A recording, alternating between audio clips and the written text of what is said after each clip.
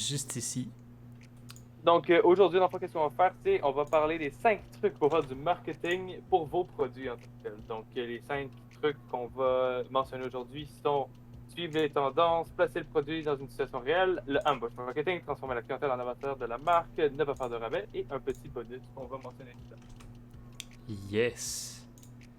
Donc, moi, aujourd'hui, je vais plutôt être un bystander. Mettre des petits reacts genre, oh, wow, cool, puis ajouter quelques peut-être petits commentaires que tu peux bien me dire. Pour moi, ça va être un peu relax aujourd'hui. Ouais, on va prendre ça chill. Il est quasiment 9h. Il est un petit peu tard. Donc, les gens s'apprêtent à faire dodo. Si vous nous écoutez en replay, vous pouvez marquer hashtag replay sous la vidéo. Peu importe si vous nous écoutez sur Facebook ou sur YouTube. Si vous nous écoutez sur YouTube, bonjour à vous. Ça veut dire que soit vous venez de découvrir la chaîne ou on vous a redirigé somehow vers cette vidéo-ci. Donc, bonne vidéo. Donc aujourd'hui, en fait, là, si tu as des produits, non, on va recommencer. Si tu as des services, puis tu te dis, c'est-tu pour moi pareil, même si c'est écrit pour les produits? Oui, oui, oui, oui, oui, oui, oui, oui. Inquiète-toi pas, il y a des trucs que tu vas pouvoir trouver qui sont super utiles, super intéressants, que tu vas pouvoir mettre en place pour ta compagnie, no problemo. C'est juste que les exemples vont être plus appliqués pour des produits. Tu sais, à chaque fois, on hésite tout le temps. On est comme, qu'est-ce qu'on va donner comme exemple? Un produit, un service? C'est un peu trop large. Fait que là, aujourd'hui, on va y aller straight. On va rester avec les produits. Les services, ben, si vous voulez avoir quelque chose d'appliqué qui est plus personnalisé pour votre entreprise, bookez un call avec nous, puis ça va nous faire plaisir de pouvoir discuter de ça avec vous autres. Donc, sur ce, pour commencer, ben, en fait, le premier point là, qu'on va vous donner, c'est 5 trucs qui sont que tout le monde devrait savoir. Si vous ne le savez pas déjà, ben, on doit se poser des questions. Puis si vous le savez déjà, ben, tant mieux. Mais il y a des petits trucs qu'on va pouvoir aller gratter un peu plus. Donc, le premier point, c'est suivre les tendances. Suivre les tendances, je vais le diviser en deux. Suivre les tendances, la première branche, c'est par rapport à votre clientèle. Donc, qu'est-ce que la clientèle elle aime, c'est quoi les tendances qui sont euh, autour de l'actualité en lien avec le marché que vous avez qui est ciblé.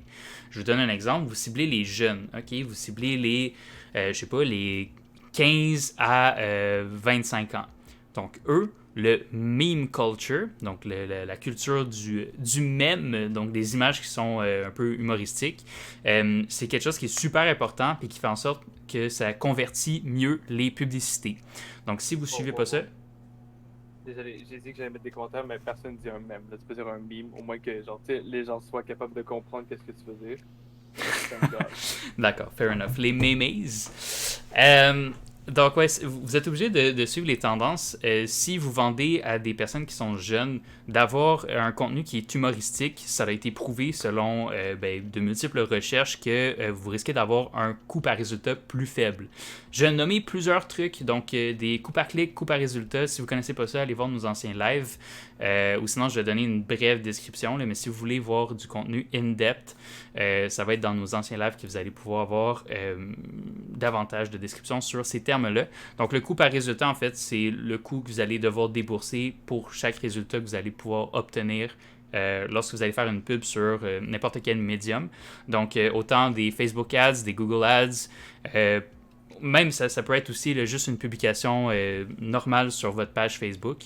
Donc, pour ça, si vous voulez en fait convertir plus de gens, un contenu humoristique, inclure des mimes, ça va être quelque chose qui va convertir davantage. Donc, qui va réduire votre coût par résultat, ce qui va faire en sorte que vous allez devoir payer moins cher pour obtenir le même nombre de résultats.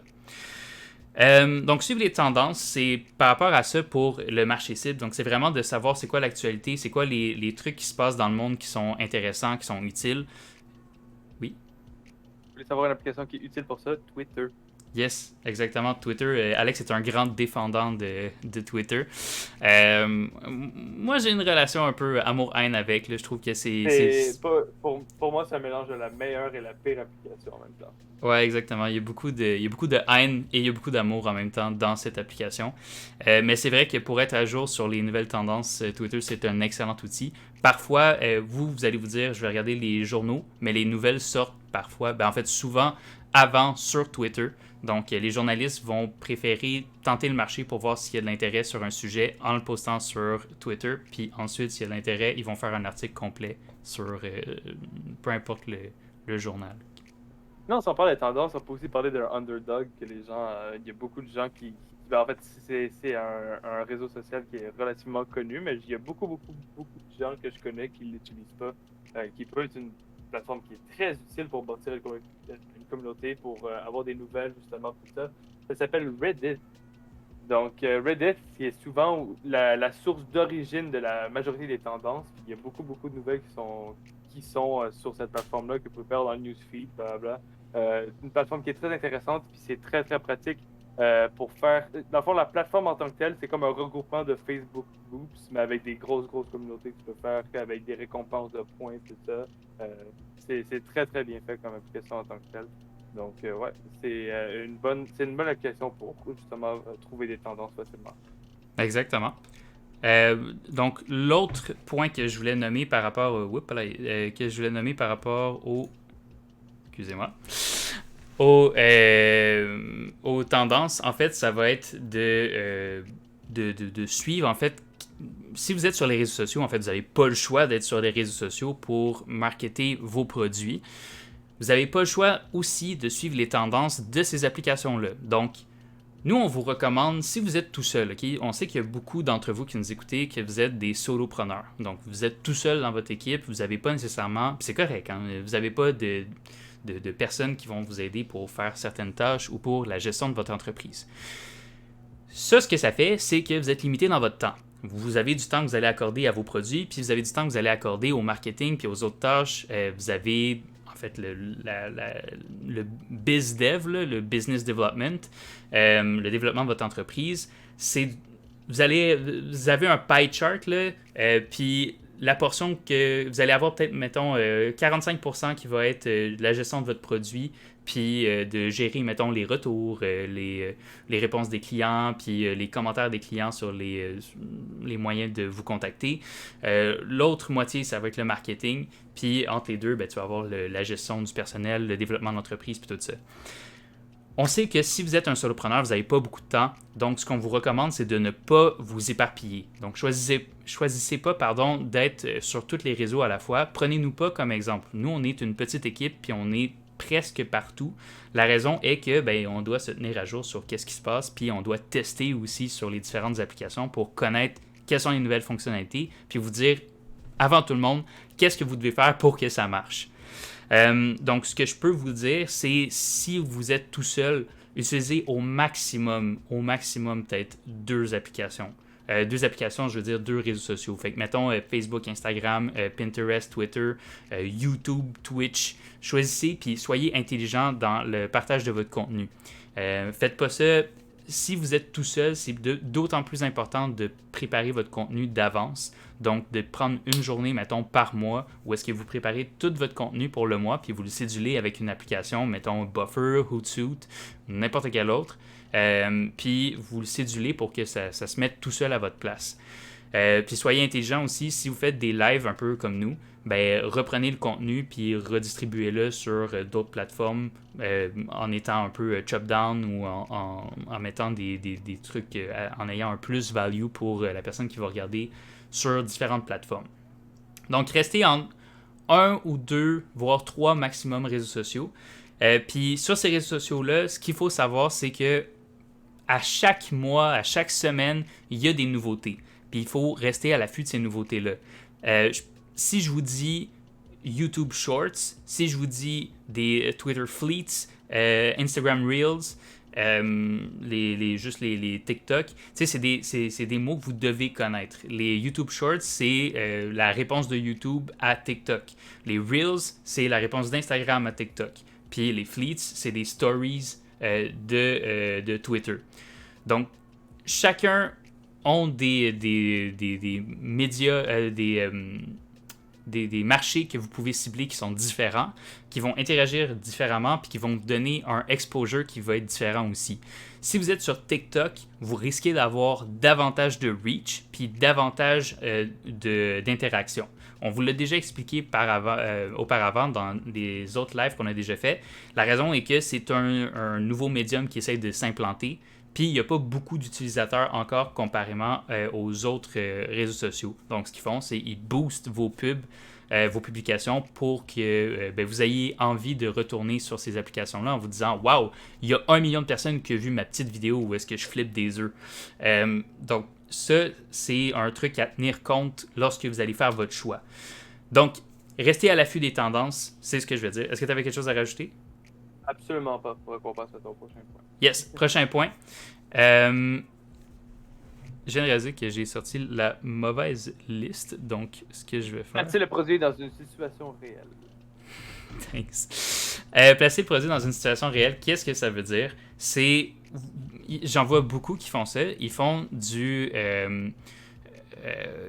c'est du marketing de détail. Okay? Vous allez mettre en avant un produit avec un prix. Puis vous allez dire, c'est le produit qu'il vous faut pour telle affaire.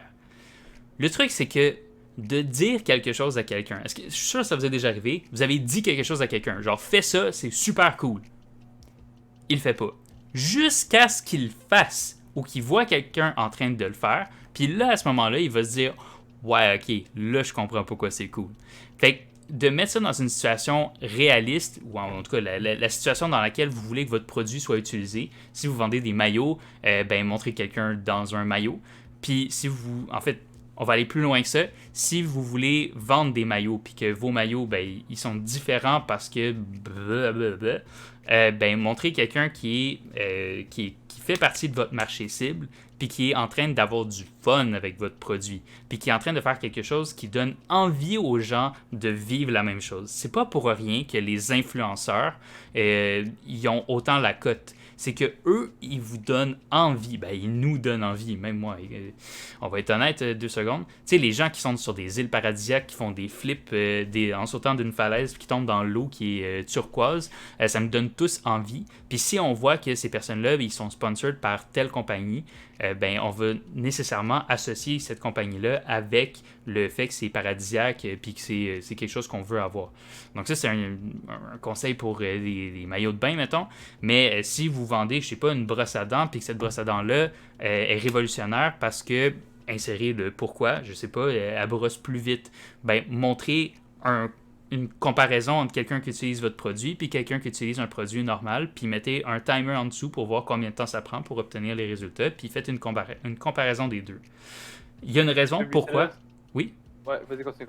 OK, il y a une raison pourquoi est-ce que TikTok blow présentement.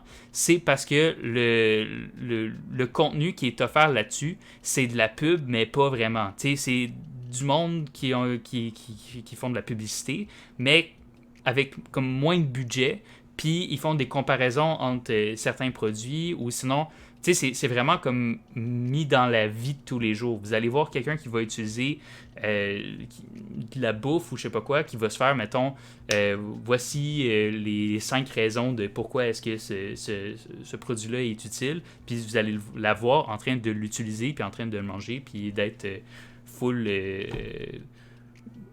whatever ce que ce produit-là est supposé vous donner comme produit. C'est pas pour rien qu'il y a plein de nouveaux produits que les gens sont comme ah wow, c'est bien fantastique comme produit, je savais pas que ça existait, whatever. Puis il y a plein de pubs sur Snapchat, TikTok de ce genre-là maintenant qui sont ressortis sur les Instagram Stories aussi, whatever. Il y a beaucoup de produits de dropshipping en tant que tel. C'est un parfait exemple. On s'entend que si le dude il fait une pub pour son produit de dropshipping, ce serait la même chose que les acheter sur AliExpress. Le monde, il n'allait pas nécessairement chercher cette affaire-là. Après ça, là, tu vas voir la vidéo, mettons, ce chandail ne laisse aucune sauce aller dessus. Puis là, tu vois juste le gars, il mange un hot dog dégueulasse, puis tu vois juste, mettons, la sauce glisser sur son chandail. Donc, moi, ce chandail-là, c'est écœurant. Ou, mettons, un modèle qui porte un beau pantalon, qui a une bonne fonctionnalité de zipper ou whatever. Donc, généralement, il suffit juste qu'on puisse le voir pour qu'on soit amadoué en tant que tel par le produit. C'est pas juste voir une image, genre, mettons, d'un pantalon qui flotte dans les airs pour dire, wow, maintenant on peut avoir 2 pantalons pour 50$. Exactement. Donc, passer le produit dans une situation réelle, c'est pas mal ça. Fait qu'on va passer à ambush Ambush marketing. marketing. Le ambush marketing, c'est quelque chose que moi, j'affectionne particulièrement. C'est quelque chose que j'adore au plus profond de mon être. Puis c'est aussi quelque chose que j'aime faire et que je veux faire. Donc, si jamais vous avez des idées ou que vous, c'est quelque chose qui vous intéresse, contactez-nous, Handshake, donc handshakeapp.ca. Puis ça va nous faire plaisir de participer à votre projet. Si vous ne savez pas ce que c'est que le ambush marketing, pour faire simple, c'est, je vais vous donner 2 exemples. Le premier exemple, c'est la Brigade du Bonheur avec Coke. C'est des personnes qui vont mettre de la musique, qui vont avoir des produits à portée de main, puis qui vont partager ça, et ils vont être dans des événements ou ils vont être dans des endroits stratégiques pour faire vivre un moment qui est plaisant aux personnes et en leur donnant des produits gratuits pour les inciter à la prochaine fois à prendre de ces produits-là. Donc, le ambush marketing, c'est ça. C'est tu te mets dans un endroit où est-ce que tu sais que ton marché cible va être et où est-ce que tu es plus propice de convertir de la clientèle ou d'avoir, en fait, de générer un beau moment. Le but, c'est pas de faire de la vente là au moment présent, c'est plus de faire connaître la marque puis d'associer la marque avec quelque chose qui est bien puis qui est plaisant. Un autre en fait exemple que je suis pas mal sûr, en fait, je sais pas, peut-être que c'est juste mon secondaire qui était comme ça puis qui était louche, mais je sais pas si vous vous rappelez tout le temps la genre de van bizarre qui venait devant puis qui venait donner des préservatifs lifestyle aux adolescents. La vanne blanche Ça. avec des bonbons, là. Ouais, exactement. Mais est-ce que vous aviez ça à votre secondaire? Moi, je sais que j'en avais pas. C'était l'infirmière qui venait nous voir. Ok. Non, mais nous, ça, c'était vraiment, t'avais comme une vanne qui venait donner des préservatifs lifestyle, il me semble. Donc, tu sais, dans un coin où il y a plusieurs jeunes adolescents découvrent leur corps, puis ben, voilà, bon, qui peuvent après ça, waouh, ben, j'ai utilisé ça, que j'ai eu gratuitement. Ça a bien fonctionné quand je l'ai fait, ben, je vais en acheter pour les prochaines fois. Donc, c'est vraiment ça du ambush marketing en tant que tel. Ouais. Puis le truc qu'on va vous donner, c'est en fait, faites-en. Si vous savez pas comment en faire, venez nous voir, on va vous aider. Mais sinon, globalement, ce que vous devez faire, c'est vous trouver qu'est-ce que votre marché cible. Premièrement, il faut savoir c'est quoi votre marché cible parce que là, ça fait plein de fois qu'on dit, mais vous savez pas le nombre d'entreprises qui ne savent pas quel est leur marché cible. Puis attention, marché cible, c'est pas de savoir, ah ben je vends à peu près à ces personnes-là, ou de me dire, il y en a beaucoup qui sont full fiers et qui se disent, non mais Oli, on a regardé tes lives, on sait c'est quoi notre marché cible, on sait qu'on vise les hommes de 18 à 35 ans qui habitent à Montréal. J'ai dit, ok.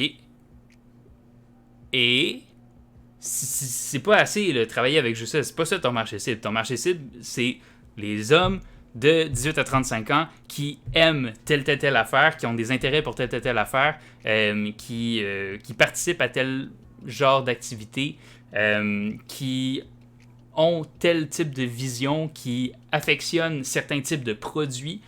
Puis là, c'est de donner... Ils sont veufs, il y a une tarte sur le deux bords des tranches du pain. Ouais! Une étude de marché, là, si tu les connais jusque dans le fond de leur culotte, puis c'est même pas une blague, parce que les femmes qui sont ciblées pour les douleurs menstruelles, puis les produits pour aider à passer au travers des menstruations, Facebook le sait.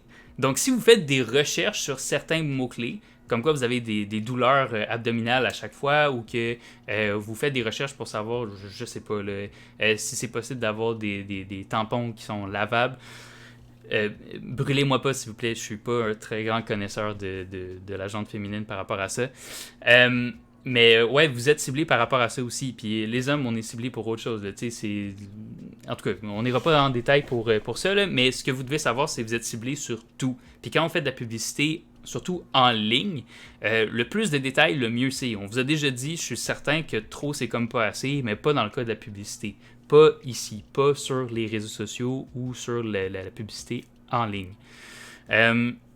Donc c'est ça, l'ambush marketing, c'est vous trouvez votre marché cible. Une fois que vous avez votre marché cible, vous trouvez c'est quoi les événements auxquels ils participent ou qu'est-ce qu'ils font dans leur quotidien, puis vous essayez de vous incruster à des moments qui peuvent être.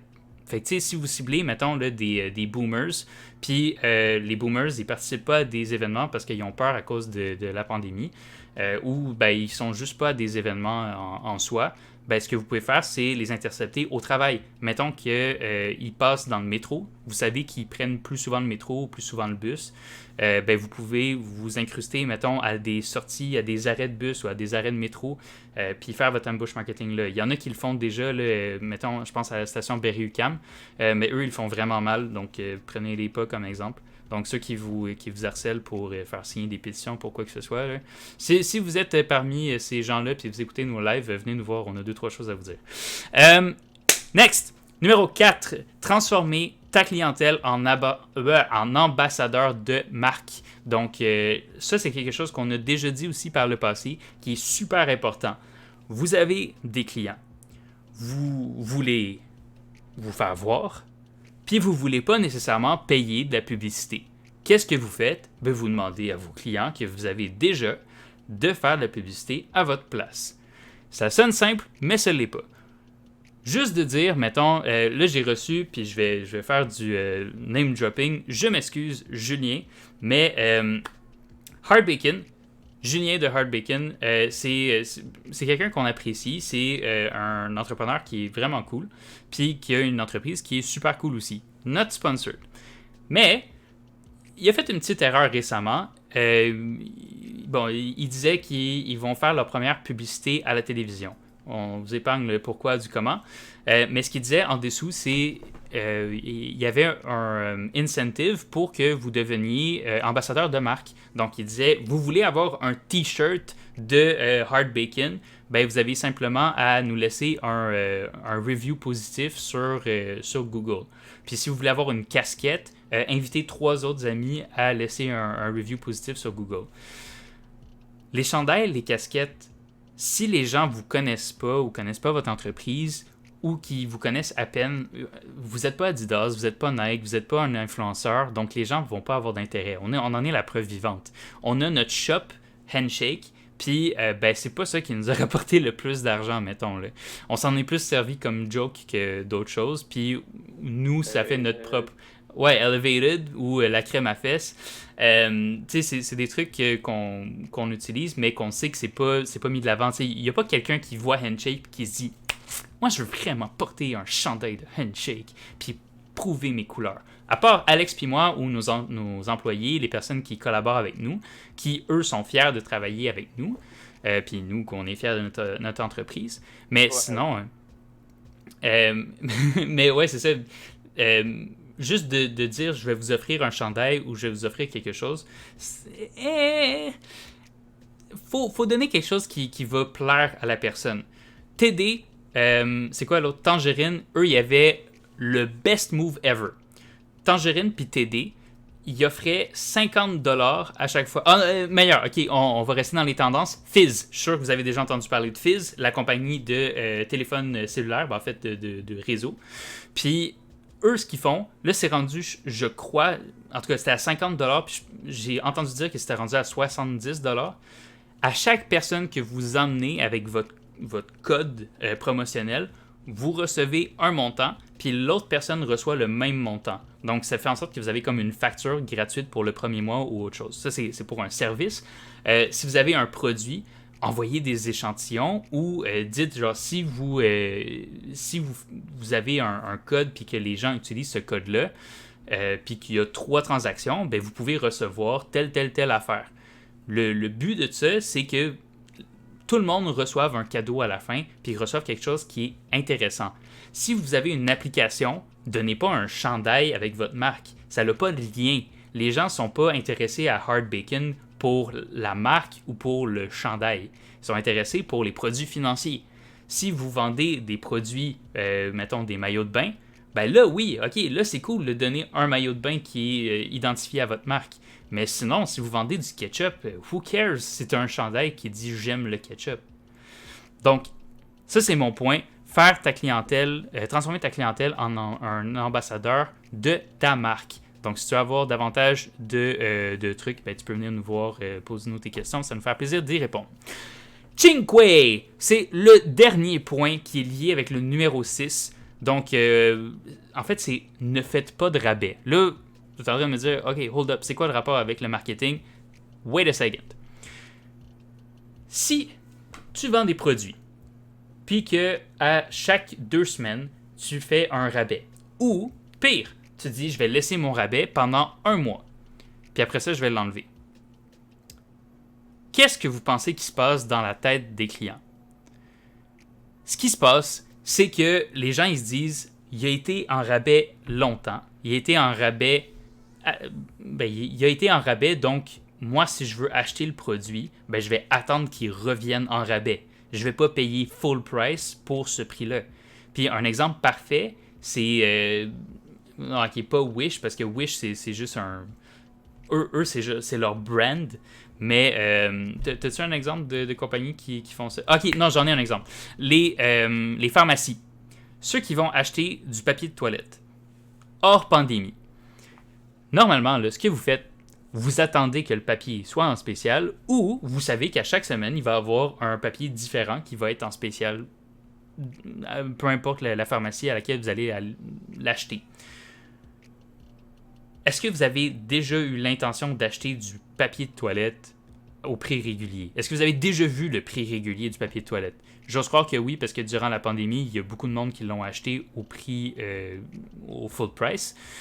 C'est cher. C'est genre entre 8 et 11 $ pour, comme mettons, 12 rouleaux. C'est cher, là. Puis en fait, c'est cher quand normalement, on le voit, on est habitué de le voir à la moitié ou au quart du prix quand il est en spécial. Donc, faites pas de rabais, à moins que vous vouliez absolument que ce soit ça votre market. T'sais, vous voulez que ce soit ça votre branding, que les gens reconnaissent votre compagnie par le fait que c'est toujours constamment en rabais. Puis dans ce cas-là, ce que je vous recommanderais, c'est de faire en sorte que sur les rabais, vous ayez une bonne marge. Parce que sinon, ça vous sert à rien. T'as quelque chose à rajouter? I agree to disagree. Genre, j'ai l'impression que ce que j'essaie de dire, c'est de pas abuser sur les rabais, pas de pas faire de rabais. J'ai pas dit de ne pas faire de rabais. Ok, je me suis mal exprimé de bord. Yes, you did like 5 times. Ok. Ce que je dis, c'est pas de pas faire de rabais. C'est de pas faire de rabais de longue durée ou qui reviennent souvent. Si vous faites un rabais, assurez-vous que ça soit un one-time only. Puis un vrai one-time only. Pas un il reste 5 jours là, ou il reste 24 heures puis ça reviendra plus jamais. Puis on sait bien que dans 2 semaines, tu vas m'envoyer le même courriel en disant ça va revenir, mais là c'est la dernière fois là, que ça revient. Là, c'est fini dans 24 heures. Fait que faites pas ça. Ça peut fonctionner peut-être pendant un certain temps, mais à un moment donné, les gens, ça fonctionne avec la nouvelle clientèle. Mais avec la clientèle récurrente, une fois qu'ils ont vu qu'il y avait un rabais qui était existant, puis que ce rabais-là revient à chaque 2 semaines, ben ils vont juste redevenir des nouveaux clients ou ils vont se désabonner ou ne pas acheter puis attendre jusqu'à ce que le produit revienne en spécial. Is it better now? It is better now. OK. Fait que ce que je vais vous donner comme solution, si vous, ce que vous vous dites, c'est... Parce que c'est sûr, le piège, en fait, c'est que quand on fait des rabais, puis on fait des rabais de longue durée, c'est que lorsqu'on fait des rabais, on voit qu'il y a un volume qui est plus important. Si vous faites bien vos finances, vous allez comparer, puis vous allez remarquer que oui, il y a plus de gens, mais que votre marge est affectée aussi. Donc, ben, ça revient au même. Vous allez faire probablement le même nombre de ventes que si vous vendez à prix régulier. Après avoir fait votre promotion, ça risque d'être pas mal la même chose. Sauf si c'est une promotion qui revient, qui est récurrente. Donc, ce que je vous recommande, c'est de ne pas avoir peur de donner des échantillons. Les échantillons, c'est la meilleure alternative que vous pouvez avoir pour vos produits. Pourquoi? Parce que oui, ça vous coûte quelque chose, mais c'est ce que ça vous coûterait pour les rabais. Mais ça n'enlève pas la valeur du produit. Si vous recevez un Red Bull gratuitement, juste comme ça, parce que c'est un échantillon, c'est un truc pour tester le produit. Vous avez fait du ambush marketing, vous avez écouté les conseils de Handshake, vous êtes dans un party, vous donnez des Red Bull, ce qui est à consommer avec modération, puis surtout pas avec l'alcool. Puis une fois que vous avez consommé ça, ben, vous avez l'intention d'en reconsommer par après. Mais vous n'avez pas derrière la tête d'attendre que vous allez recevoir une nouvelle canette. Vous vous dites, j'ai aimé ça, ce serait cool d'en avoir pour le prochain party. Ce serait cool d'en avoir pour le prochain événement. Si vous donnez des échantillons, il y en a, c'est Costco qui est un bon exemple. Lorsque on vous donne, mettons, un petit cornichon, puis que la madame a dit, genre, veux-tu mon petit cornichon? Puis, sorti de son contexte, c'est un peu weird comme phrase. Donc, si vous, vous mangez ces trucs-là qu'on vous donne, il y a une raison à ça. C'est que la plupart du monde qui font leur épicerie le font quand ils ont faim. Ou ils le font lorsqu'ils s'en vont pour préparer un repas. Donc, ils savent que s'ils activent votre estomac, vous allez être plus propice.